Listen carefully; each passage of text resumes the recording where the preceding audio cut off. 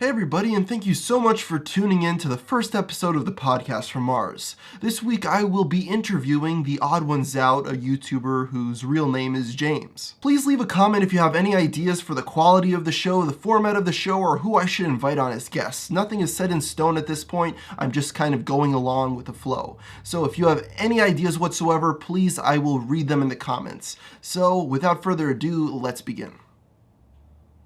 That's So smart. So I was looking at your stats before we started today. I was kind of just like Sure. looking at your videos and stuff, and I hmm realized it's very interesting that at the beginning of 2016, in January, you only had about 250,000 views a month. Then three Uh-huh. months later, you jumped up to 20 million views in a Yeah. month. It's So if you like look at my social blade, it's like a flat line for the majority and then it just spikes up. So it's what finish your question, I'm sorry. Well, I was about to ask that. How did it feel to jump up within a matter of 3 months from just a no name on YouTube to hmm one of the biggest channels running?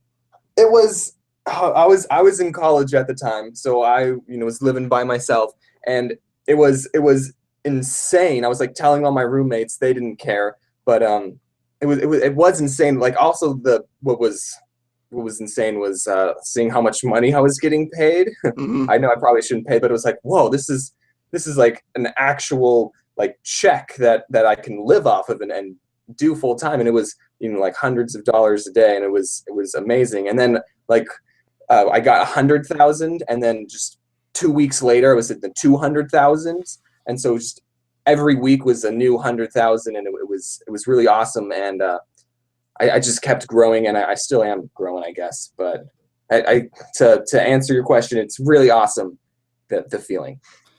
And I noticed I was looking at your videos at that time to see what caused that, and it seemed to be the first Subway video It that was really took off, right? I think it was actually the ASMR video. Oh, okay.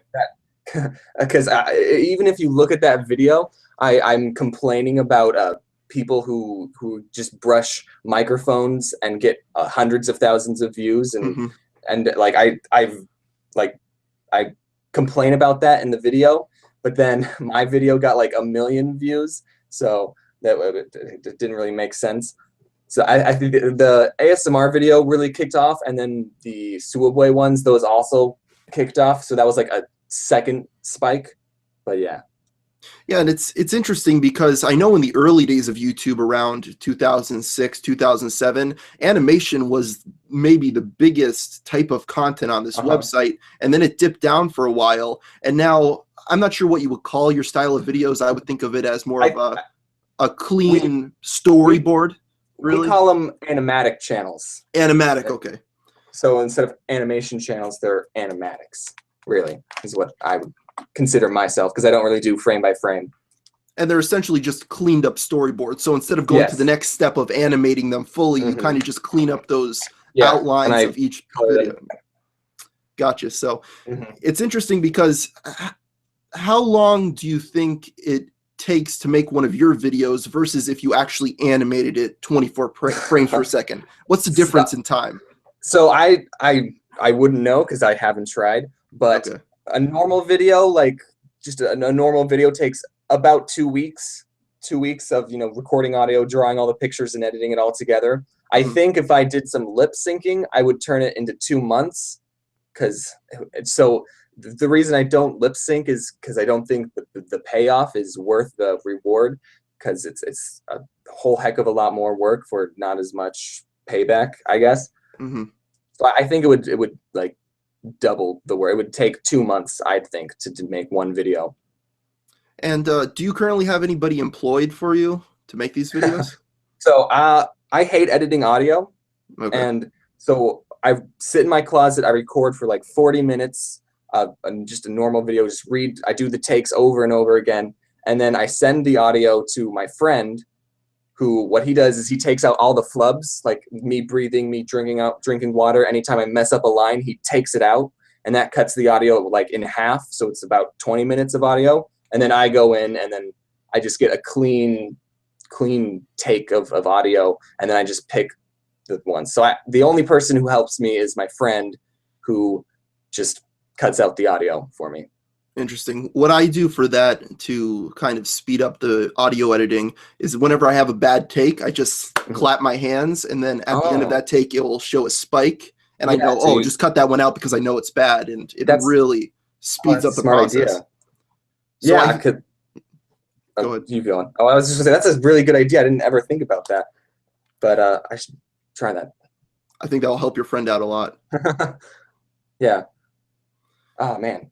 See, like another thing is that you were looking at my stats and you saw how quickly I exploded. I'm relatively new to all of this I quote unquote fame. You know, I Sure. never had to deal with people recognizing me in public. I never had to deal with people writing fan fictions of me, and I love it.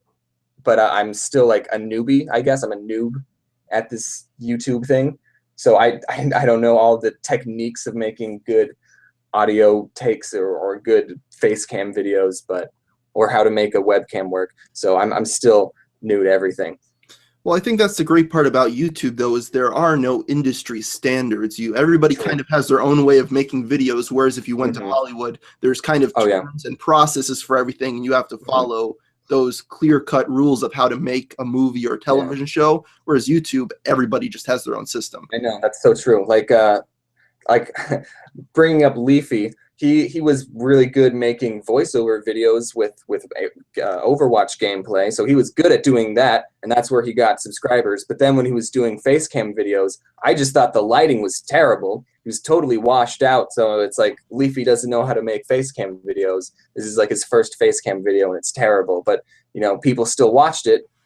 People still watch this poor quality video because they know Leafy. Sure, and it's funny because he could afford the best equipment I and hire a exactly. person to go and do it for him. Because at the height, he was getting over 100 million Hmm. views a month, and I only get currently I get around 2.5 million a month, and with a few Hmm. other sponsorships, I live very well. Yeah. So the idea that somebody's getting 100 million views a month and they can't afford a better lighting setup and a better webcam is it almost seems like at that point they're making the videos bad on purpose. I think so. Yeah, I'm talking about Leafy. This is like a little off topic, but it's about Leafy. I've been following Leafy on Twitter for months. Well, not anymore, but I was following Leafy on Twitter for months just so I wanted him to follow. I don't like Leafy, by the way. I wanted him to follow me back, so then I could send him a DM like, "Hey, I don't like your videos," because I think it would have been better if he heard it straight from me saying like, "Hey, I don't like your videos," but he just kept posting all this garbage. Like new video dropping in 20 minutes and screenshots of all of his work. And one day I just cracked. I couldn't take it anymore. So he posted a video about Jacob Statorius, that kid. Yeah, little And kid. so then I made a response on Twitter. I said, "You're just jealous because Jacob has talent." And that tweet got a lot of likes, but he never responded or anything. And then later I unfollowed him because I just couldn't take him anymore. And he's sort of turning into a dead meme at this point. Yeah, for a while there he was really crashing, but it seemed like he's settled down. He gets around 500,000 views per video and their daily uploads, so it's Oh yeah, still it's I know, still really he's good. still doing really well for a YouTuber. But I just kind of find it interesting who's still watching Leafy at this point, I have because no idea. honestly, I didn't hate his content at first, uh, but you I start did. seeing the pattern very quickly. Yeah, yeah. I mean, I haven't watched every single one of his videos. I've only seen a couple just to see what this kid's about. But I think I saw his Keemstar ones because I also don't like Keemstar. But yeah, it's old. It's bland. I think for daily uploads, there's not enough hours in the day to make daily uploads. No. Even if you have a team, like it's going to get old really quick. You're going to run out of ideas. And I think what I do is like making my audience wait.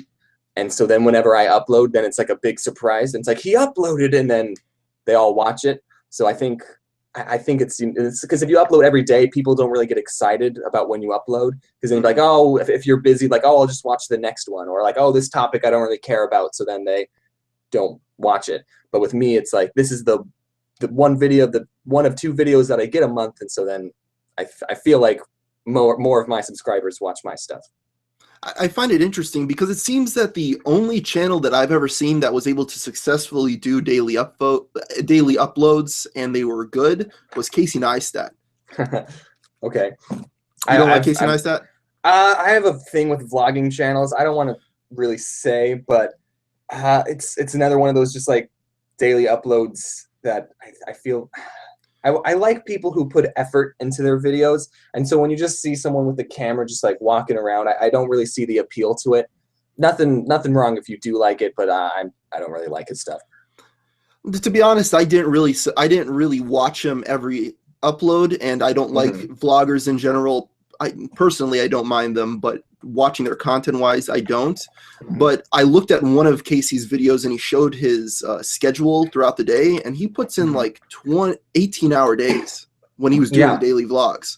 The work ethic on that man is incredible, and you have to give him respect, even if you don't like his videos, I feel. Yeah, I mean, well, if it's kind of asks the question like, do you put in a lot of effort to make a bunch of decent videos, or do you put in a lot of effort to make a few good videos? I guess. And I think that's why he stopped doing the daily uploads. Yeah. So focus on the quality of the content. And that's always been the biggest thing, but I think a lot of people will point to what you do.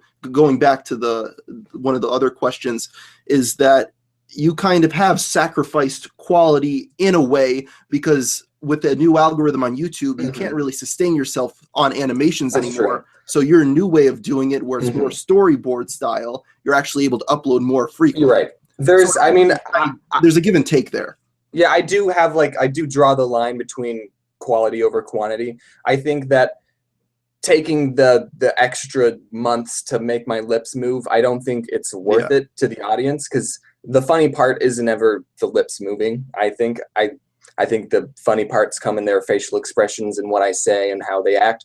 So I do kind of cut corners a bit, but I'm still, putting effort and I'm working every day to make videos. But I guess I do. I want to upload also. I don't want to go too long without uploading something. So there are times when I'm rushing to get videos out, and that's when I really cut corners. But I don't know. It seemed to be would you consider grade A, under A in the same category as you? I'd guess, yeah. These cartoons, like speaking for cartoon, I animatically, I guess. He took the concept and he did the most primitive version of it, I think, possible. Yeah, really, exactly. Microsoft Paint and Windows Movie Maker. Because have you beat him out subscriber-wise? I don't think so. I think he's in 3 million, right? He's at 3 million, yeah. So you're probably going to take him out soon, though. I could, yeah. When I first started, a lot of people compared me to grade A, under A. I'd see some comments like, oh, this is the next grade A, under A. And people would always reply no, I don't think he's really like grade A, under A. But I started making videos back in August of 2014, and I didn't know who grade A, under A was back then. I don't even remember. I think he started his channel a couple of months before mine, but or maybe it was I don't remember. But I looked it up one time. But yeah, there's a lot of people accuse other channels like mine of being copies. There's just recently there was this girl who was getting a lot of hate for being a Jaden copy, and she didn't really copy anything. She was just a cartoon character saying life stories, and she was a girl, and people were accusing her of being, Jaden, right? Yeah. Yeah. Okay. Cool. I just realized you might not know, and so this is kind of this is off topic, but I don't really mind people who are quote unquote clones of me. In fact, I'm probably for it. I like people who put effort into their videos, and I enjoy a lot of them. Like there's this other channel called Tim Tom, and a lot of people accuse him of being a clone of me, but Tim Tom's actually my good friend, and I talk to him, and so it's kind of funny that people are like, oh, stop copying James, and then behind the scenes I'm like, hey, Tim Tom, how's it? I'm good friends with him. Sure. So. And I'm trying to think of it. There's another channel, Swoozy is his name, that kind of does a similar thing. He did these big animations, I want to say back in 2012 or 10. It was about cheating in school, and those got mad views. And I think I take inspiration from him, where if he did do like some lip syncing, but it was like having your mouth open when you talk and having it closed when you weren't talking. So he did the same thing of just not doing too much motion or frame by frame. So yeah, I guess he was kind of like the father of all of us. Yeah. And also there's another channel called Domix who does do lip syncing and more frame by frame, but he doesn't really color. So He does. it's Does he do the guide to Facebook and the guide to Tumblr and stuff? no, I think that's Jellopocalypse. Okay, yeah. I get the channels confused sometimes. Yeah, there's a lot of cartoons on YouTube. The Domix is I don't want to sound like a hipster, but he used to make comics too, and that's what I used to do. And Domix was a big inspiration for me for making comics. And then I liked Domix before he made YouTube videos. And then I guess I saw him grow and everything, and then that's what made me want to start a YouTube channel. And then I got success too. So how long were you making the comics before you started up the YouTube channel? It was about 2 years when I was making the comics. I posted my first comic in June of 2012. Yeah, that's right. And then I posted my first video in August of 2014. So I was making comics for about 2 years. I was getting sort of decent at drawing on the computer. And yeah, and I was a little Tumblr famous, I guess. I had like around 50,000 followers on Tumblr when I first started. So I guess that also helped when I posted my first video. Like I jumped to like 1,000 subscribers because I had from Tumblr. So that also like I guess kind of helped me out, getting that initial boost. So sure. And I don't know much about the online comic community, but what would be the biggest name on that front? Side Night and Happiness, definitely. Okay. I know Penny Arcade, and I know like how successful Penny Arcade is, but when I say Penny Arcade to other people, a lot of them don't know who that is. Sarah Anderson's another name. She does Sarah Scribbles. Yeah. And then Owl Turd. Okay. He's another one. But those are and me, definitely. I'm probably one of the big names. Yeah, probably now at this point, just because people are coming from the I know YouTube that's true. channel. Like I feel like a lot of my people who read my comics are YouTube fans now. But it's good. I still like making comics. And can you give me a little bit more of a little bit more of a general understanding of how that business model works with the online comics? How do those people make their money most of the time? Because it always seemed to me that it would be a little bit more difficult to pay the bills doing these online comics compared to something like YouTube or podcasts. I'm definitely earning. I'm actually earning like compared to YouTube. I'm earning nothing with comics. There's this website called Line Webtoons, I think it's what it's called, and that website will pay you to be an artist on their website. So that's a lot. I know a lot of comic artists are like that. Another way of getting money through comics is to having advertisements on your website. And I know there's this other comic called Loading Artist who I've been following for a long time, who like has a really nice website. And it's I want to have a website like his, and he has advertisements. Also Patreon, that's another thing. So sure, it's and like any other merchandise like prints or books. So I guess it's a lot harder to make a living being a comic artist than YouTube, because with YouTube you just click monetize and then you get paid. So yeah, that's and I noticed that you also started selling a lot of plushies, right? So I'm sure that's probably a pretty big portion of your revenue, right, at this point? I'm still getting yeah, it is, I guess.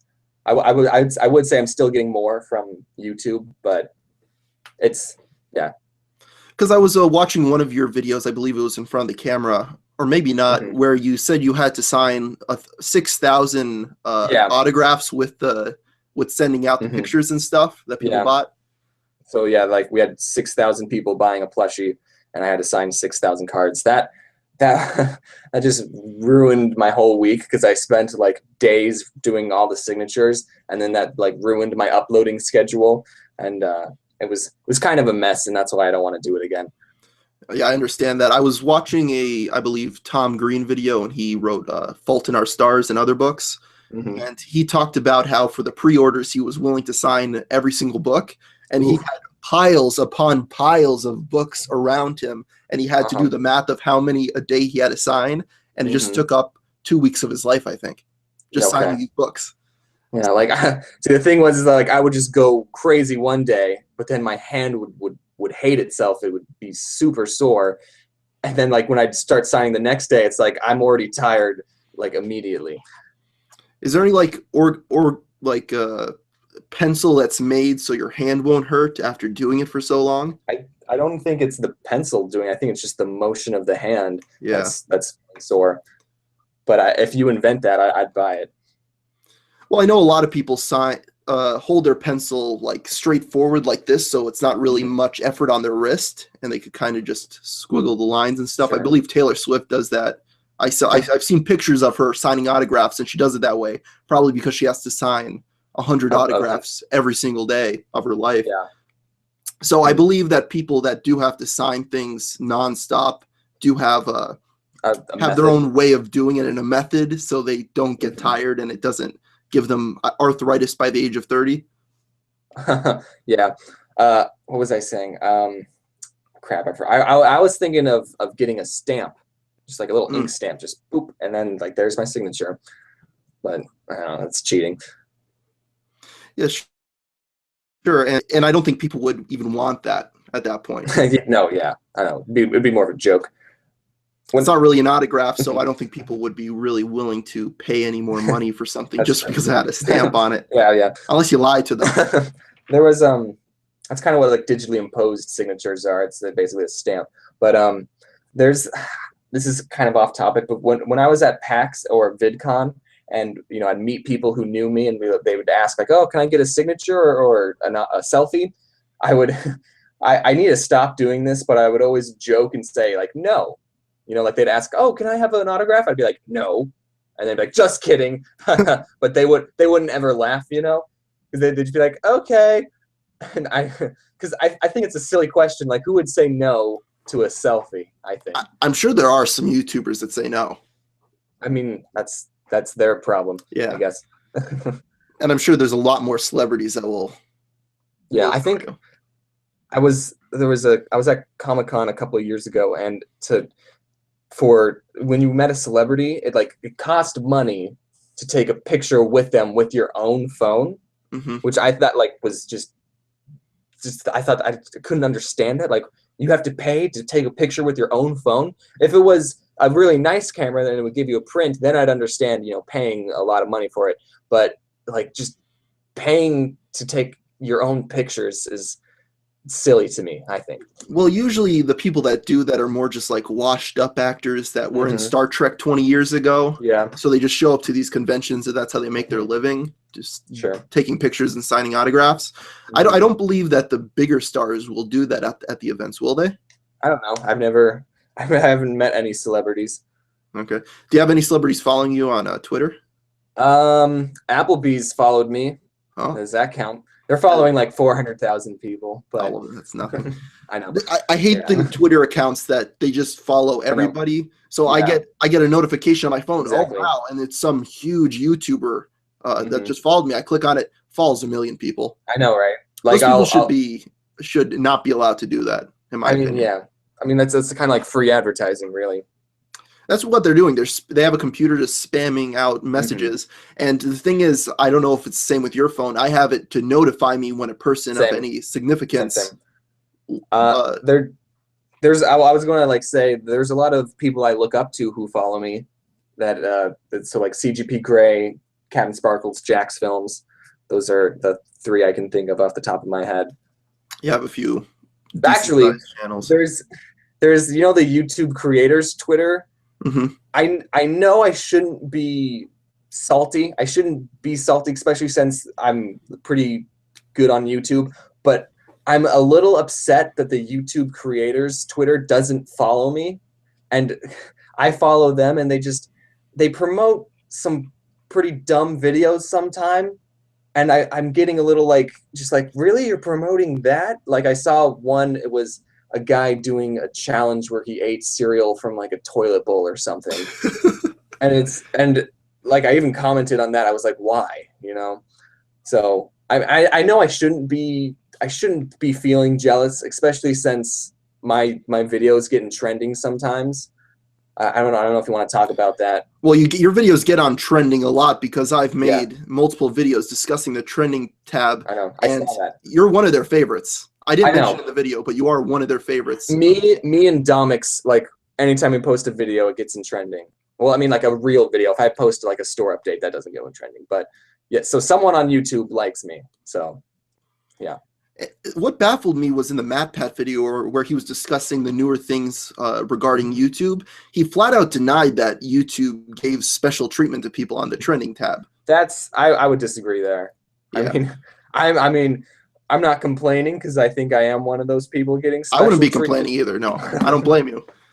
And I don't know if it helps at all. I don't think it helps. I mean, it has to help somewhat, but it's not like I'm like Markiplier status, Yeah, the only way I could get it. Drop something? Okay. Yeah, something fell off my desk. It's fine. I mentioned something, and I had a few people get mad at me because I said that if you're a decent-sized YouTuber and you come out as gay or transsexual or something, they will automatically put you on the trending page. You are assured. Oh yeah, definitely. And a lot of people got mad. I'm like, I'm not saying it to trash talk anybody or say that those things are wrong or say they're right. I'm not giving an opinion. I'm just saying, as a matter of fact, YouTube and most of Silicon Valley likes pushing that agenda. Yeah. I'm seeing a lot of like left-wing topics on YouTube. So yeah, I'm not saying they have like a narrative or an agenda or anything. I think. Go ahead. I was going to say, like, for VidCon, the featured creators, they have I think their goal is diversity, which is good. I think, that's, except that I see some channels, and I was scrolling through, browsing some of the featured creators, and I'd be like, I've never seen this person before. And then I'd click it and it'd be like LGBT advocate. And like, oh, that's why yeah. Well, they also, one of their first creators on the rise that they put on there was a furry. Did you see that? I did see that.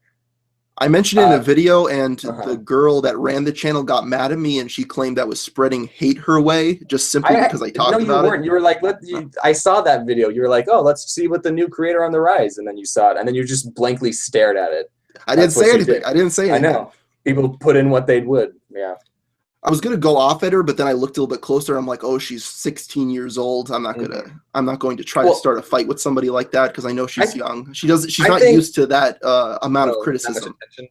I think the creator on the rise is such a good thing, though. I don't know if you agree with me, but it's something that YouTube definitely needed. It's like promoting smaller channels. In fact, one of these animatic channels that I'm friends with was also a creator on the rise. Her name was Tabs. It is Tabs. So she was the creator on the rise, and it's like, we all like high-fived her. In fact, I was in one of her videos, and what else? Yeah, I think the creator on the rise is awesome. Like, I check up on it sometimes. Are they still doing it? In fact, yeah, they're still doing it. Most of the time, though, it's Vivo channels. Oh, really? Yeah. So I know that the people that are on Vivo, it doesn't necessarily mean they're popular, but they do have the backing of a studio label behind them. So I kind of feel it's weird that that's who YouTube is deciding to promote there. Yeah, I guess. But whenever they promote smaller channels, even if it's a furry, I'm always like, yeah, it's showing people what's out there, I think. Yeah, it's fine. I don't have anything against that or the trending tab. I don't look at it often, but if people find use in it, I guess it works for YouTube. And I really don't care that they promote different like Disney properties and Marvel trailers on there because I feel like those videos, even without the trending tab, are going to get shared and get a bunch of views, And I agreed with MatPat's position on that they're trying to stay friendly with their big advertisers by throwing them a bone every once in a while. Yeah. Because if they do that, more ad revenue coming into YouTube, and that means more ad revenue for YouTubers. So I don't mind that. And it helps because I'm family friendly. So that's probably why I'm... I was actually going to point that out. What made you decide to be family friendly on YouTube? Well, when I first started, right, when I was just a little tiny 16-year-old, when I first started, I was always family friendly for the most part. I can think of one comic. I actually ended up taking it down. There's like one comic that's kind of inappropriate that I ended up taking down. We could talk about it later. But I've always been family friendly, and I think the reason is because I wanted to show it to everyone. I wanted just to show it to my grandma, my mom's friends, and I wanted just anyone to be able to read it or see it. And so then I forgot where I was going with this, but another reason is also because like my parents read my stuff and like my grandma reads my stuff, and you know they talk about it. They'll be like, oh, so what's this one about? Like anytime I even have like a character dying in a comic or something, they always are like, maybe you crossed the line, you know. And so but so I guess family friendly. I make it family friendly because I want everyone to enjoy it, and I want people to be able to watch it and not have to worry like, oh, is he going to swear? Well, what's he going to say this time? You know, like yeah. There's like a couple of YouTube channels that I watch with my mom, and sometimes they swear, and my mom's just like, ah, I wish you wouldn't swear, and it's like, it's fine, mom, it's whatever. So yeah. It's definitely interesting, the aspect of you don't want your family seeing that sort of content. Mm-hmm. I never really thought about it that way, but I can't imagine somebody like Filthy Frank like showing his videos to anybody else in his life. No one will understand that. Mm-hmm. That's so true. That's very true. It's kind of I want to see what his life is like. You know, I want to see what him behind the camera. I feel like he still has sort of that personality, but off camera, I don't know. I've seen vlogs of him. He posted a few vlogs himself a few years ago that he later took down. And on the iDubbbz videos, he's had some behind the scenes stuff. And he seems to be a normal, calm person, nothing like the character that he plays. It kind of just seems that at some point he realized that this got views, and he just started doing it nonstop. That's fun, I guess. I don't know. I've always stayed family friendly as well since I was 14 and I started the channel in 2009. Because back then in 2009, I was doing gaming videos, and everybody else was an angry video game nerd knockoff at the time. That's true. Oh yeah, I remember that. So that point in history on YouTube, every single person thought that saying the F word was a punchline of a joke. Yeah. So I said, I'm going to make my videos, but I'm going to keep them clean.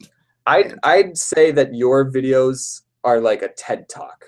I think they're informational. Is that an insult? I don't know. No, not at all. I have been trying to joke around a little bit more in my videos because people seem to enjoy that. But there was a time when I was going for a very serious, just presenting the facts. And I realized that you need to give a little bit more than that. So I've been doing the BuzzFeed video. Yeah. I like that video. Where I try to joke around a little bit more. But you have to be very careful with who you're going after if you are going after somebody and getting away with it. Because when you go after BuzzFeed, they're an anonymous corporate company. They don't have a face attached to them. So when you make fun of them, no one really gets mad. Most people hate BuzzFeed. I also hate BuzzFeed, yeah. And there's also the other group that you could go after with nobody really caring, which is the social justice warriors. Sure. I started out on Tumblr. I've had a few run-ins with some SJWs, yeah. And I at first I thought, oh, those crazy social justice warriors on Tumblr, they're all 4chan trolls. That's what I thought at first, but then I'm like, no, some of these people are serious. Oh yeah, they think white men should be put in concentration camps. There was.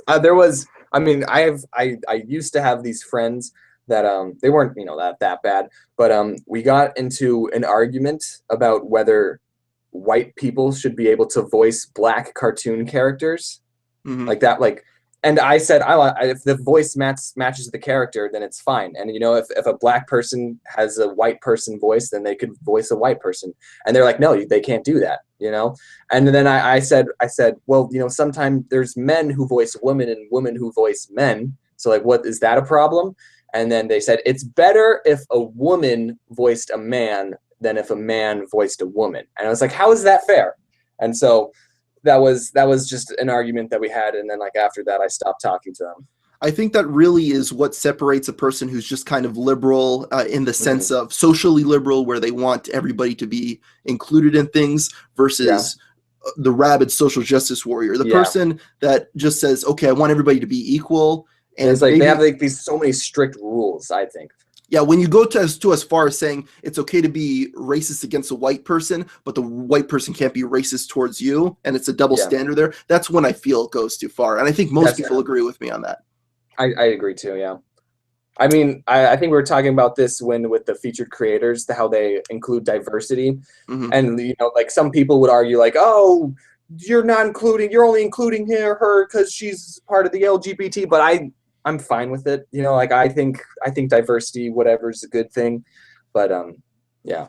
Yeah, I'm completely fine with it. Maybe I know some people are mad at I could kind of see where they're coming from. Yeah, I can see where. But me pointing out that it happens, I don't feel that that's wrong in any way. Me pointing out that you are doing that on purpose doesn't mean that I'm against it. It just means that I am aware of it happening and we can't be delusional. This is what's going on. Sure. And I also want to say that, like, I've seen, this is like kind of the opposite of the Tumblr people, but I've seen some arguments whenever the Tumblr people are like talking about how hard it is for a woman on the internet. I've seen some people saying like, oh, men get just as much harassment as women. I kind of have to disagree there, because I know my friend Jaden, she's a woman, and she just gets a bunch of emails from like creepy guys who like send her love letters and just pages of like, oh, so what are you doing, Jaden? And I get nothing like that. I do get weird emails time to time, but it's like so small compared to what she gets. So I think, you know, any minority on the internet is going to get a certain type of insults coming at them. So yeah. And I think it's also going to be different depending on who you are. So I don't deny that maybe a woman gets more harassment, but I think the bigger thing is she gets a different type of harassment than a man does. So I get death threats on YouTube. I've had people telling me to go kill myself since I was 14 years old. Cool. But then you go and you get somebody like Anita Sarkeesian, and she's like, I get death threats. Look at it, it's because men are racist and sexist against me. And I'm like, well, I get death threats too. What does that say about the people that are attacking me? I haven't even done anything controversial. I think it's when you make the connection, like, I get death threats, therefore all men are sexist, you know, like all men are racist. So that's bad connections and everything. And the other thing that irritates me about the death threat thing is I feel the death threats are wrong, but people just telling me to go kill myself, I think that should be allowed. I don't think that should be illegal. Because there are a lot of people that are the cyberbullying advocates. They're against the cyberbullying. And they actually, when you ask them, what are we going to do about it? Because it's good to say, oh, cyberbullying's bad. Don't harass people on the internet. That's fine. But when you actually ask them about what they feel they're going to do to stop these problems, they go in the direction of, well, we're going to pass laws where if you say this, call someone an idiot on the internet, you're going to be thrown in jail. And I'm like, that's going way too far. I know, but I mean, there's obviously a line with, if it's just an empty death threat, like, oh, you suck, kill yourself, that's fine, whatever. But then if it's like, you should worry, this is where you live, this is where you go to school, like that's when you get the police involved. Obviously, that's bad. But I'm also all for free speech. I don't care what people say. But also with me, who makes family-friendly content, I don't get a lot of hate. People ask me, how do you deal with hate? And it's like, I don't really get it for the most part. It's like, most of my, like, all of my emails are good. I don't read all of my comments, but from what I see, my comments are good too. I can think my sports video has the most dislikes. It has like 1,000, or I think it has more than that, but that video is the most disliked video. But I mean, it's still way more likes than dislikes.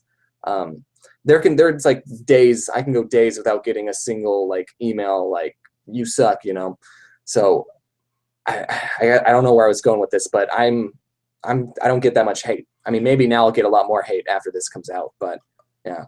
I think the worst that happened to me was after I was making some 4chan videos. 4chan was getting mad because they said I was bringing normies to the website. So they were going to accuse me of being a pedophile and try to get Keemstar to cover it. That was their plan. That was their, oh wow. That was their plan. It never went through, and I hope to God that if they tried to get Keemstar to do it, he wouldn't follow through on that. Hopefully but that was more class than that. Pretty bad.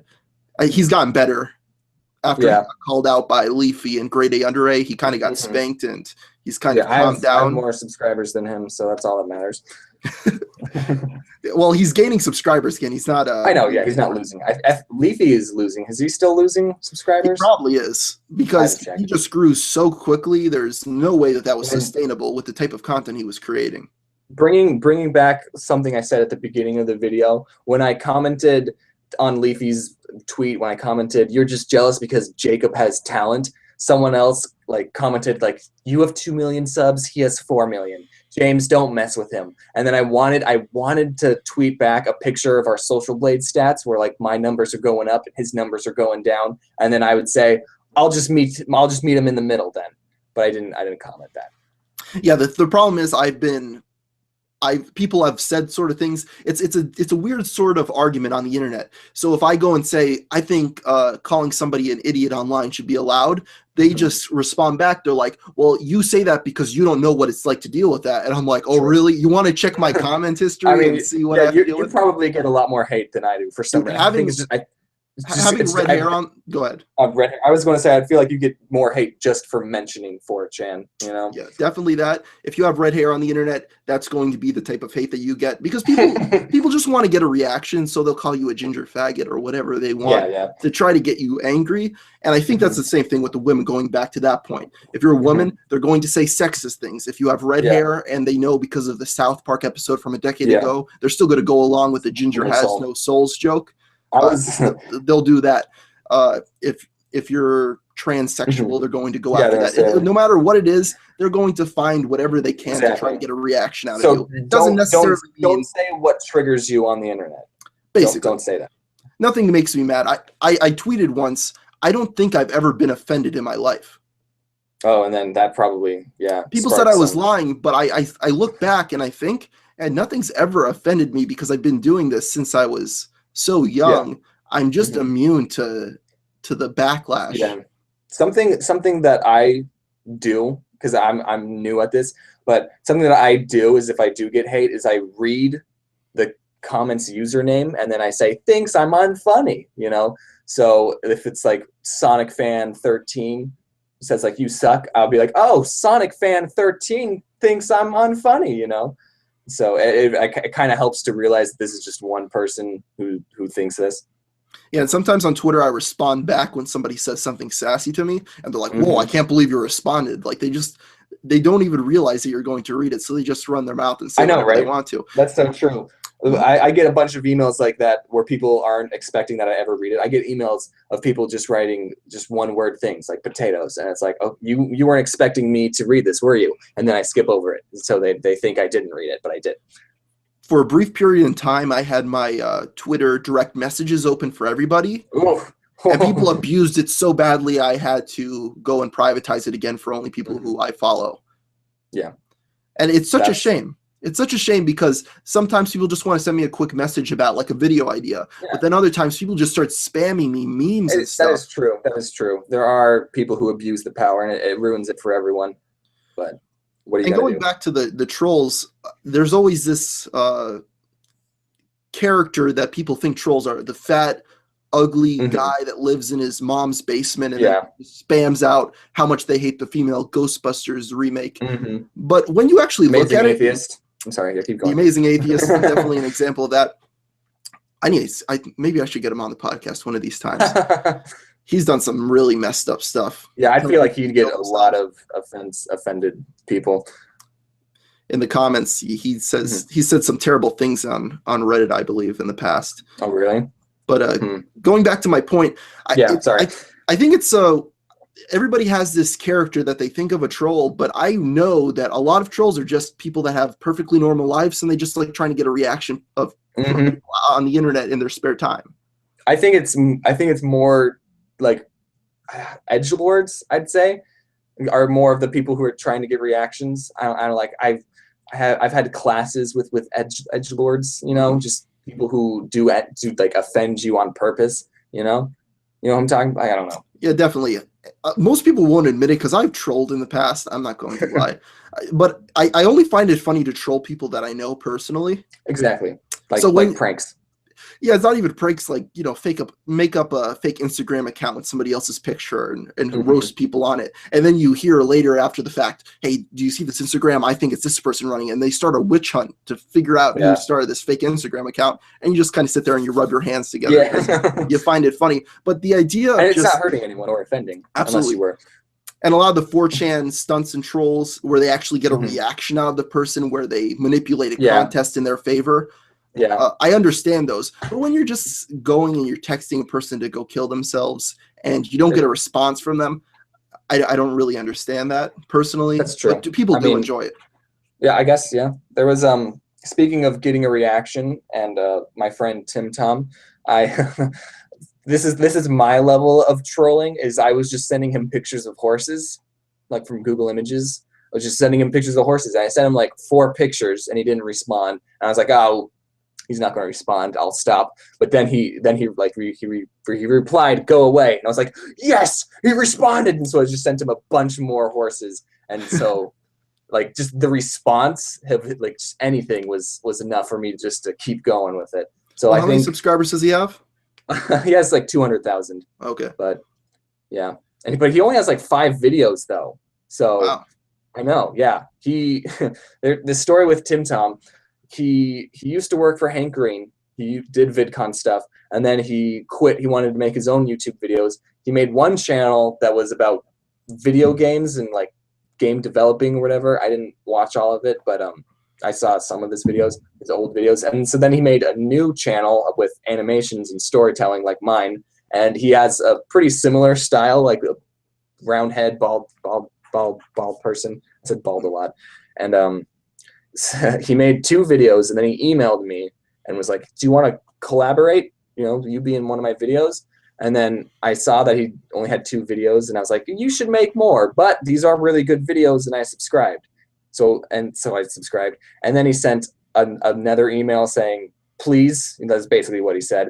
So then I followed him on Twitter and was like, yeah, whatever, we'll collab. And so then his 3rd video involved me, and that video blew up. They're good videos, but I think since my name was attached to it, it was, got a lot more attention. But since they were good videos, people subscribed and were sticking around. And so he like grew really fast like me. And then he made a 4th video, and that also made him grow again. And then he just posted a 5th video, like I think 2 days ago. So, yeah. So he's going at a good pace. Yeah, except he only uploads like once a month though. So. Yeah, I would say he needs to upload more. Yeah, definitely. That's definitely a thing you have to do, is stay consistent with the uploads. And I think that's a problem with the non-daily uploaders on YouTube. Yeah. Getting the videos out consistently of a higher quality or when you don't have a schedule, it's like people wonder when your next video is going to be. Absolutely. I don't have a schedule. Multiple occasions I've tried to make one, and I never stick to it because I kind of figure that the best time to put a video out is a certain time of day, but the day of the week I don't really think matters that much. Sure. Well, the problem is because time zones, I think. So I always want to do it like after school when people get home.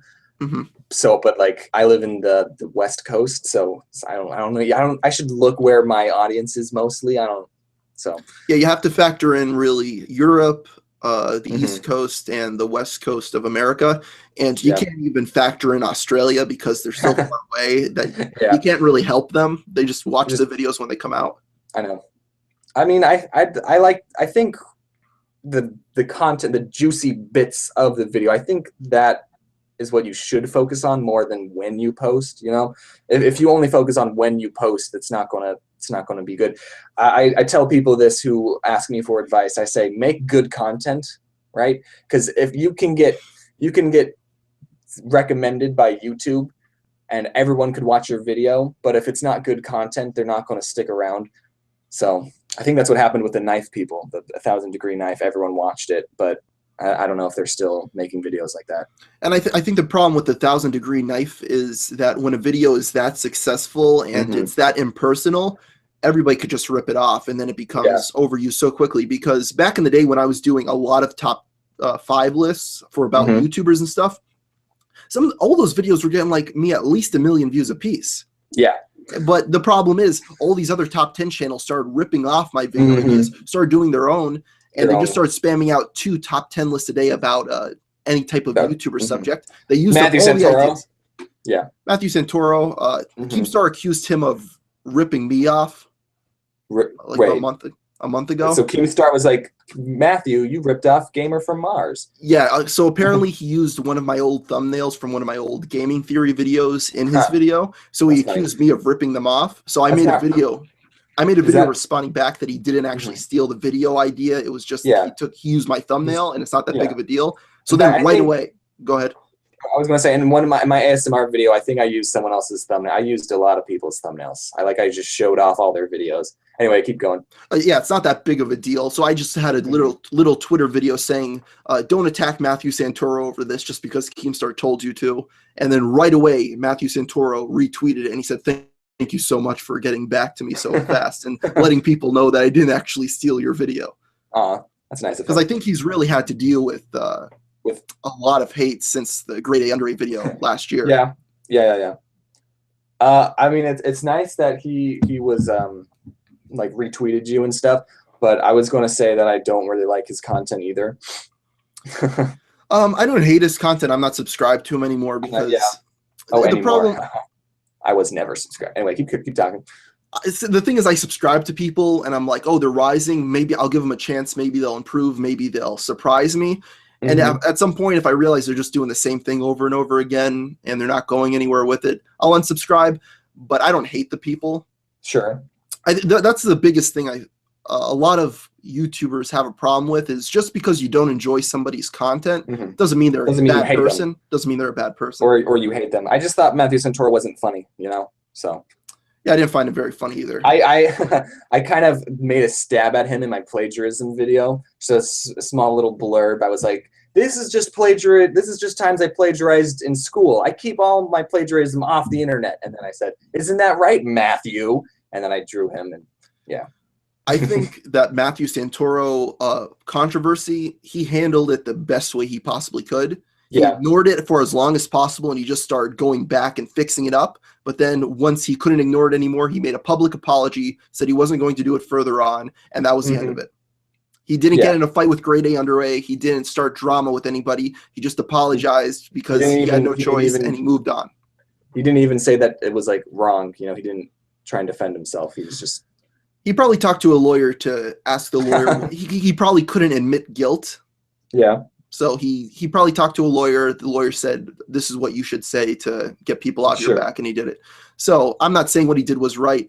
I'm sure everybody screwed up on YouTube at one point or another. So I don't judge people as much because I know I've made mistakes. I don't know. I think you said this, but I don't know how he is as a person.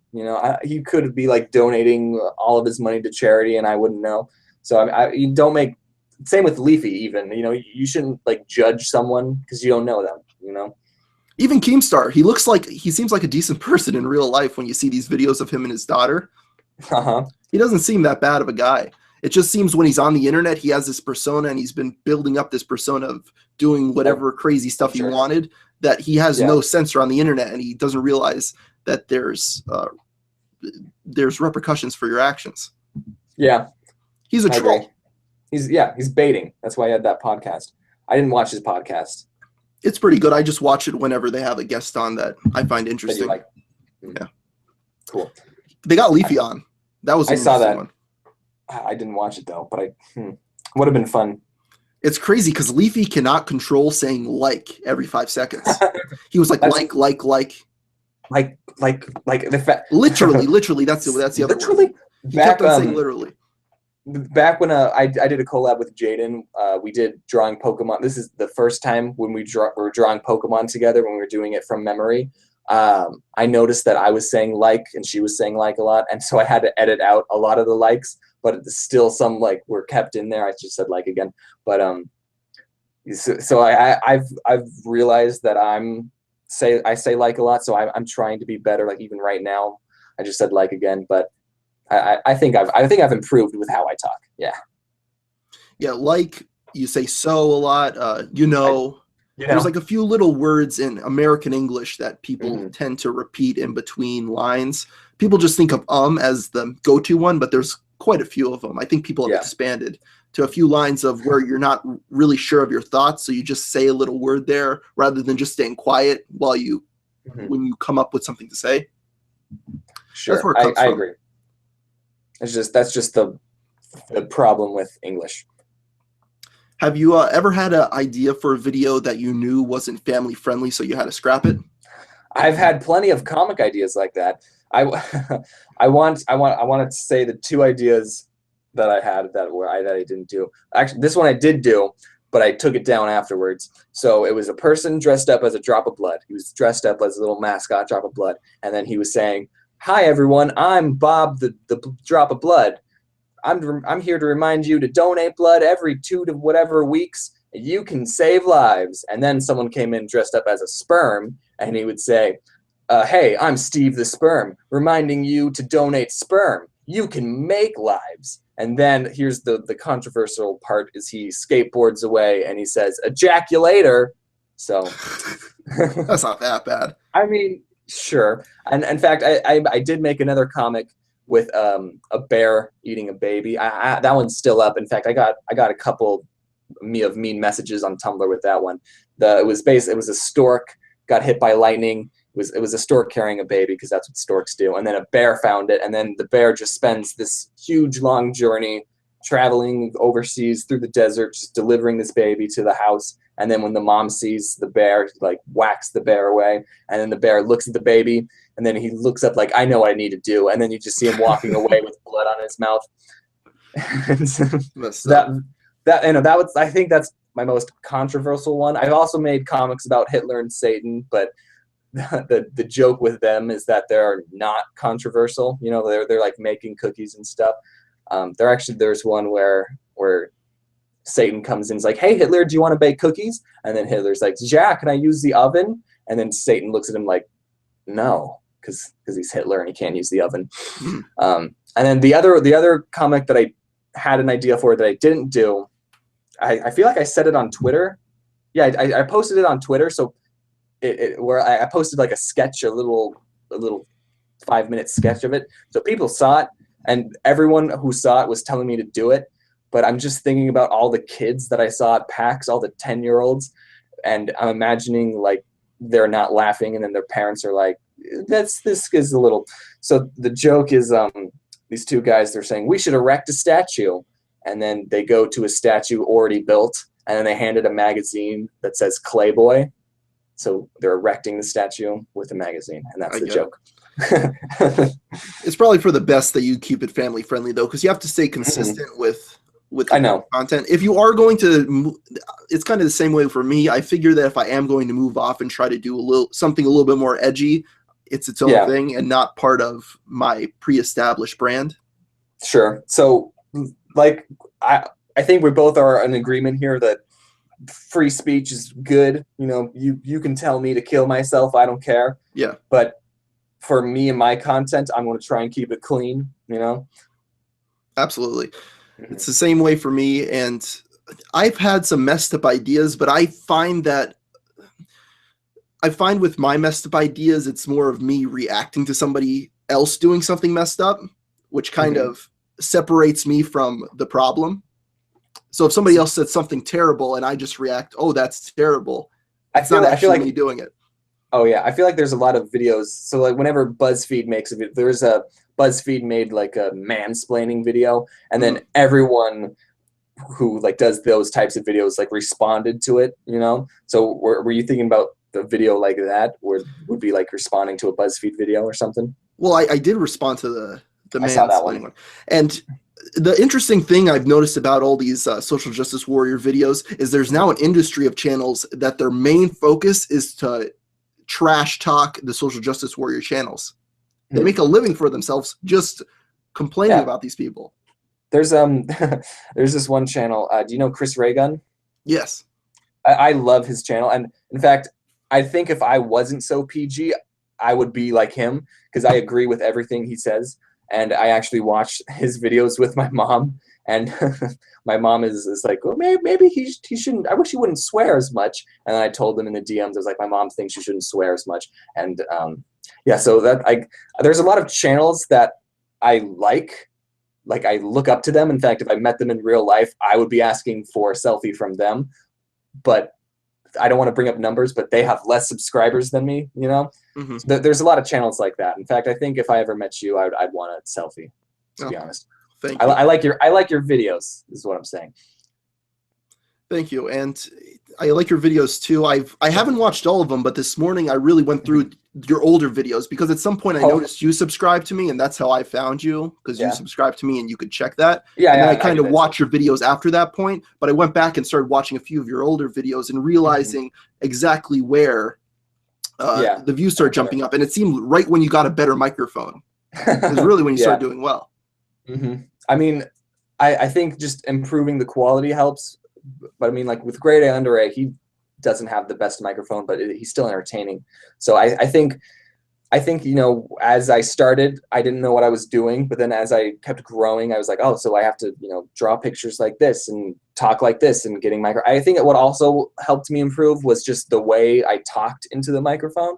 Because like, if you watch my first video, I was just like reading off of a script, but now I've learned when you record, you kind of have to you have to put on a voice, you know, when you record, kind of over exaggerated, you know?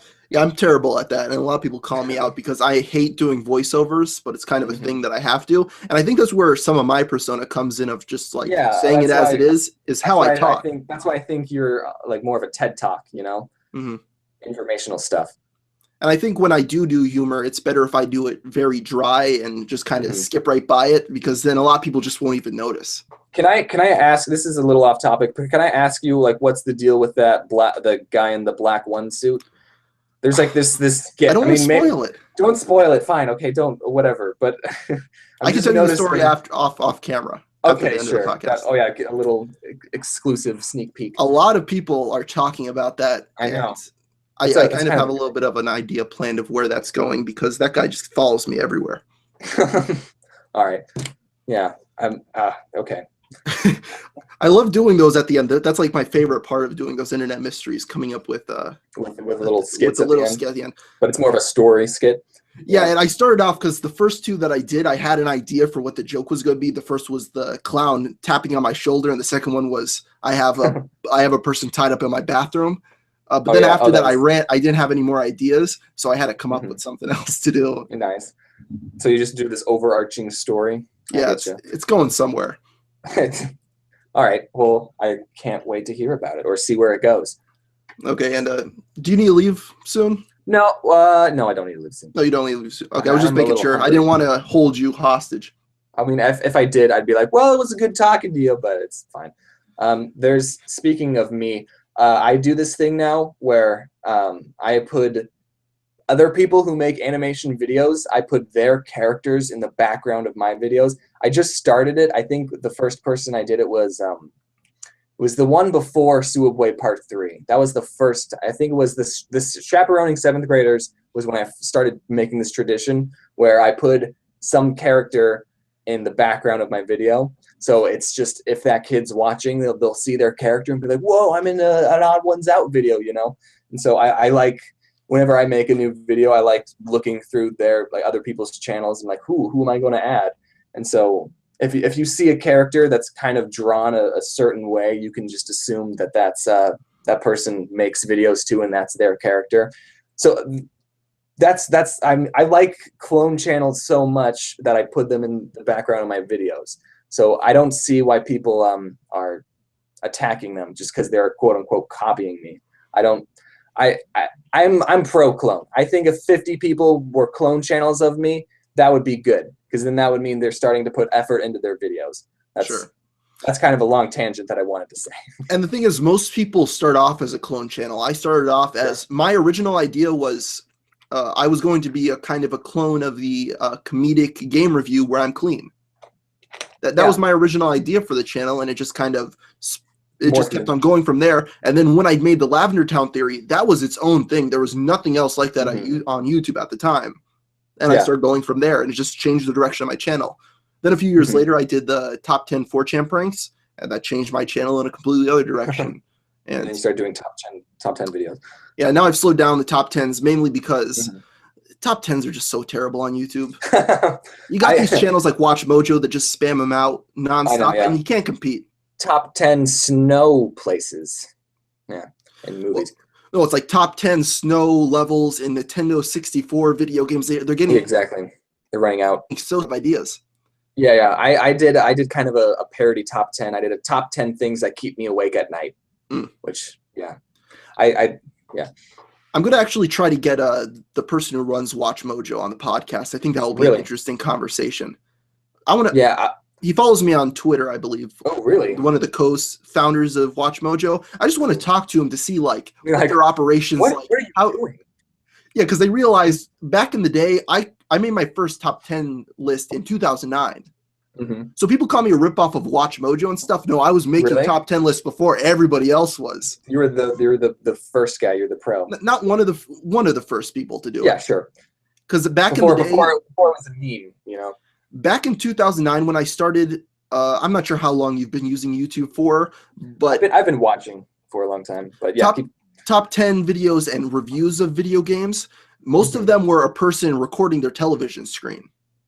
Huh. That's how it was weird. like back in the day. So I went and I bought myself a Dazzle recorder, and I'm like, I'm ready to do this. I'm better than 99% of these people right off the bat. And then what's funny is that like with technology advancing so much, you have it's so much easier to make a good quality video, you know, like you can just download any YouTube videos. I remember one time for like a school project, I couldn't figure out how to get a YouTube video like in like Windows Movie Maker, you know.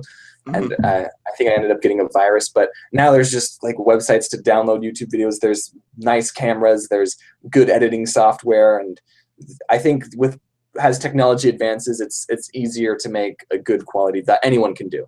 Definitely. And now everybody just has screen recorders. It's not just that's HyperCam too. Yeah. I remember back in the day, every single person, the unregistered HyperCam 2 in the corner of the screen right here. It's hilarious. And then they wrote on their notepad. Oh yeah, and like, hello YouTube. I'm going to show you how to clone a character in Photoshop. Yeah. And then they do it. It's like 12 frames per second, terrible. And they have like Screamo playing in the background. What's that one song? It doesn't have any lyrics, but I remember it so clearly. It's like, ooh, ooh. I'm butchering it, but don't you know that one song? I know there was one. It was like everybody hit the floor, everybody hit the floor, and every single one of those videos had that song playing in the background of it. There was like a few songs that were popular with, I guess, the people who were making YouTube videos, and they all start copying each other. Yeah. And then you have one of those prank channels that like they have the CGI intros where they have dubstep playing in the background. For some reason, there's like little things that everybody kind of copies from each other. I made speaking of me, there's this one little kid. He said he was quitting YouTube, and so then I was like, "Can I have your channel?" And so then he gave it to me, and so then I made a fake Minecraft video like on some other kid's channel, and so it started off with like one of those dubstep, cool CGI insert your name here intros, and it started off with just saying name, you know, and then I edited the channel's name in front of it on purpose as just a little nod, I guess. And then he ended up taking the channel back and unlisting that video, which I'm kind of a little upset about, but it's his channel and he can do what he wants. So sure. So was he just not super entertained by what you did? Yeah, no, well, he's like a little 14-year-old kid, right? So he didn't want people coming to his channel just because of my fake Minecraft video, and that video was just for fun. It only got like a couple thousands of views, and yeah. And you really, going back to like somebody like Leafy that were roasting little kids. At first, I thought it was like, yeah, whatever. They're on YouTube. They're making it public. They could do whatever they want to. But then I look back and I stumble upon some posts that I made when I was 14 years old when I started, and it's the worst stuff ever. Yeah, terrible. It's so embarrassing. Leafy, I know. Like, would you want Leafy making fun of you, little baby you? No, I see, and even back when I was 14, I had people telling me to kill myself or whatever. Sure. That was fine. It was just a random person. But if I had a person with 2 million subscribers, if not more, making a video trashing me, but then he had a little thing in the description saying, don't harass this person. Yeah. That would be terrible. Yeah, I know. So I can't understand that. Supportive. Yeah, that's man. I'd be Leafy and freaking out if Jacob. some big channel was calling me out right now. Oh yeah. Well, oh, you're in luck because I'm going to call you out in my next video. I've only had like a few people try to get in a I fight with me. this is a little off topic. It's not off topic, but like a week ago, I saw this. I got a notified that someone followed me, and for some reason, I'm getting notified for people who I shouldn't be notified for. I don't know why. It's like someone with like 2,000 followers or like following me, you know. And this one other YouTuber followed me. I saw his Twitter notification. I went to it. I checked out his channel. And the first video that I saw was every gamer from Mars video. Yeah, was it a Quentin Reviews? I think his name was. I think so. Yeah. Yeah. Did you see that or? Yeah, I found the video kind of funny because he does point out in the Internet Hall of Fames, which I've kind of been straying away from recently. I did kind of get off topic quite a bit in them. Yeah. It was kind of on purpose because my idea and intention with it was, okay, you came to watch this video just to like rot your brain on me. Yeah. I want to teach you something as well. Okay, we're talking about this, about memes on the internet. Let me teach you a little something about World War II so you get something out of this video. Like, I think Vsauce is a really good example of that. Like Vsauce will ask a question like, what happens if we all jumped? And then he'll just explain like 10 minutes about something else, and then we'll answer the question at the end. Yeah, the thing about that is I don't mind parodies. I've had a few. That one in particular wasn't malicious, I don't believe. No, I don't think. I think it was more of a joke. He followed me on Twitter too, so that's the only reason I found out about it. But that's funny. Well, he follows me too, so yeah, he seems to be. Maybe he's making a video about you. That'd be cool. He'll be roasting you next. I kind of want to. I want someone to make a roasting video. I want to see what they say. You know, it's kind of like a weird, morbid curiosity that I have, but whatever. Yeah, it's weird because if you told me how would you make fun of me, I probably wouldn't be able to point it out from my YouTube videos. But he was able to extract it, and I'll give him that. Yeah, I mean, yeah, cool. Did Subway ever get in touch with you after the Subway videos? No, they haven't. But my old coworkers did.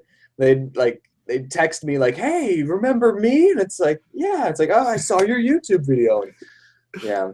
Did the person that got fired because he was pointing the laser pointer out the window, did he ever see it? That was one person who hasn't contacted me yet. Okay. But he knows who he is. Actually, I forgot his. I shouldn't say his real name. Never mind. No, don't say it. So, yeah, but one of the coworkers like texted me, and I said, "Oh, do you know like what's he doing?" Apparently, he's like helping. He's like a student teacher at some elementary school. So at least he has a job, you know. So well, if he's a student teacher, he's trained to be a teacher, right? Yeah, exactly. Yeah. That's funny because it's such a childish thing as pointing lasers at that's the worst thing that I've ever seen.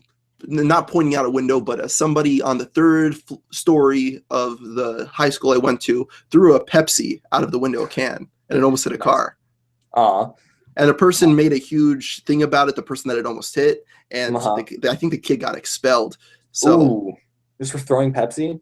It was a can of Pepsi. It wasn't just like he didn't spill it out. He threw a full can and he whipped it out the window down at oncoming traffic.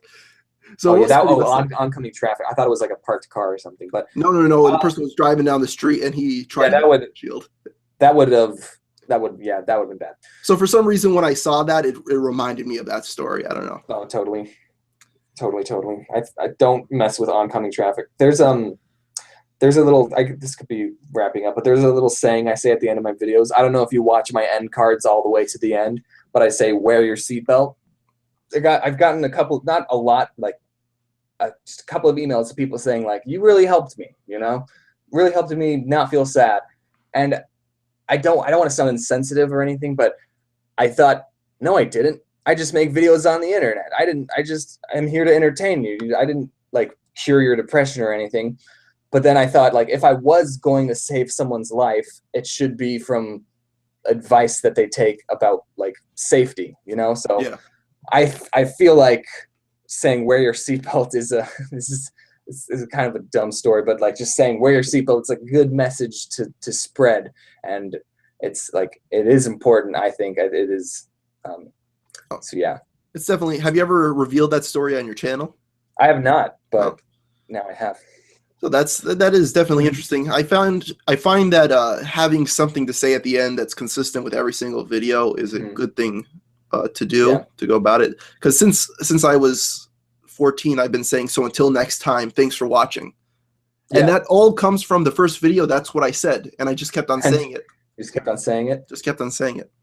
That's funny. Then you have a channel like Honest Trailers that they repeat comments in the movie narrator voice. Yeah. Just doing little things like that. That encourages people to comment and stuff. And watch till the end of the video, all the way till the end. That's true, yeah. Right after Guardians of the Galaxy came out, they did that, and every single one was, I am Groot, I am Groot, I am Groot, and he just did that for a minute. And I thought that was really good. That's funny. That's hilarious. Good. Yeah. So thank you so much. I'm sure you have other things to do today. Oh, totally do. Thank you so much for coming on. No problem. Appreciate it. Because honestly, I was asking people on Twitter, and I really was having trouble deciding who I was going to have on as the first guest, and you volunteered, so it worked out. That was a kind of funny story. You're just like, who should I have? And then I messaged you like, me, haha. That was perfect. It was perfect, because I didn't know. Because I have a lot of people that I want to invite on, but I just wasn't sure who I was going to get on for the first episode. You still have to invite me. Oh, I'm the first episode. That's right. Yeah. First episode. Hoping to get this out later today. I hope I was a good guest, you know. You were. This was very interesting, and I hope that people got some new information out of it, found it informative. Thanks for watching on Gamer from Mars' channel. Check out my channel if you haven't. Forgot to say that. I should say that. Yeah, check it out. I'll put you in the description. Sure. Yeah. Okay. Maybe you'll get a couple hundred subscribers out of it.